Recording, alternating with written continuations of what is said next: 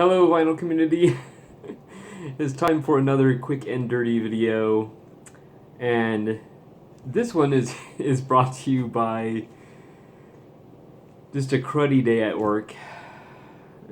Today, work just destroyed me, so I needed some vinyl therapy like nobody's business. So let's get right down to it. As you can see, there's quite a few. So. First of all, I'm very excited for my world music collection. We have Thunder Before Dawn. Very cool. Assuming it's... it says The Indestructible Beat of Soweto, Volume 2, and this is on Earthworks. Very excited about that. As you probably know, I love world music. This is one of many records in the stack that make me think of Dave at the Vinyl Kaleidoscope. Some roots rock. Other than that, no idea about them, but the Del Lords, and this is based on a true story. The Golden Palominos, and this is Visions of Excess. Looked it up on AllMusic. It's supposed to be fantastic. I forget what category these are in. Another one that's supposed to be really good is Eye to Eye. By the way, this was obviously at the record store, not the thrift store. Yes, I went to Mad Platter. Definitely the best record store in Riverside. Yes, so and I was primarily haunting the $1.99 bins and was finding all kinds of crazy stuff, including a few sealed albums, complete blind buys, but this is Deserters. I think it's just self-titled, still sealed. It's very difficult for me to pass up records that are still sealed for $1.99. It just, those records need to breathe. Then we have Colossal Yes, with Charlemagne's Big Thaw. Nice packaging on that. Looks like it could be maybe indie rock or indie pop, something like that. Another one makes me think of Dave. Mouth Music, and basically I believe this is Irish music. So I think either it's called Trouble Earth or it's just called self-titled Mouth Music, but it's supposed to be very good Irish music. DTCV, which according to the back here is pronounced detective, with it's hard to read that, Uptime. It's supposed to be pretty good. I think it's electronic music, if I remember correctly. Again, I researched these in the store, but by the time I get home, it's all gone, or most of it's gone.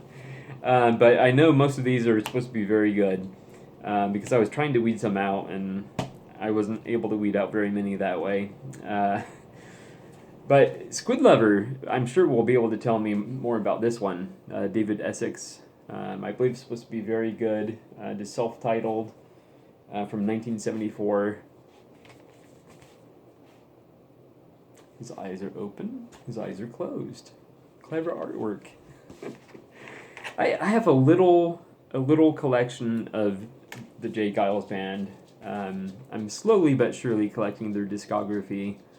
I have no idea how many I have left to get, but this is Nightmares, and I believe it's supposed to be pretty good, if not very good. I love Harry Chapin. This is Living Room Suite.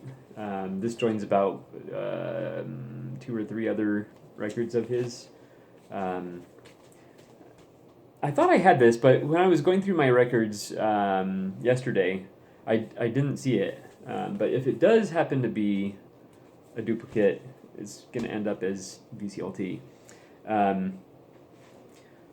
Again, I'm slowly building the discography of one of my favorite Canadian artists, Hart, Young Man Running. And I have yet to get the album. I'm not even sure which album it is, but I have yet to get the album that has Sunglasses at Night on it. I can't believe it. I don't think no, it's not this one. But I love his music, so, you know. This might be a duplicate. I don't think it is, but Ice House, Measure for Measure. I don't think it's a duplicate. I really don't. Thrilled to pick that up. From Tommy James and the Shondells fame, we have a solo album by Tommy James. This is My Head, My Bed, and My Guitar. And this was 3 stars, and I would have passed on it. But I love Tommy James and the Shondells, so I had to pick it up. But I'm very curious to hear his solo music. All right, we're getting into I guess a couple items of country. This still in the shrink. It's in excellent condition. It looks a little, a little cheesy. It looks like, the Goodwill Fair, but it's country pop, which I'm excited about. And one of the first things that sold me on it, I mean, look at her face, and then the album is called Bad Seed. But yeah, it's country pop, and obviously it's classic. So, and the first song on there is I Get the Fever. So I'm very curious to hear a country pop version of that song. Very excited about this one. Still sealed from my Merle Haggard collection, which is getting sizable, actually. Of course, he had a ton of albums. This is Merle Haggard, Amber Waves of Grain. Yeah, still sealed. Now, I don't know if this is a reprint, but the album itself is from 1985. I like to believe it's been sealed since 1985. That would be awesome. I love opening old sealed vinyl. I happened upon a record store day release in the $1.99 bin. This is Jay Farrar, Will Johnson, Andrews Parker, and Yem Yams. Basically, it says, alt country folksters find gold in previously unsung Woody Guthrie lyrics. And that's Mojo Magazine, and they gave it 4 stars. So just a little 10-inch 4-track album. And of course, on record store day, this probably would have gone for like $20. $1.99.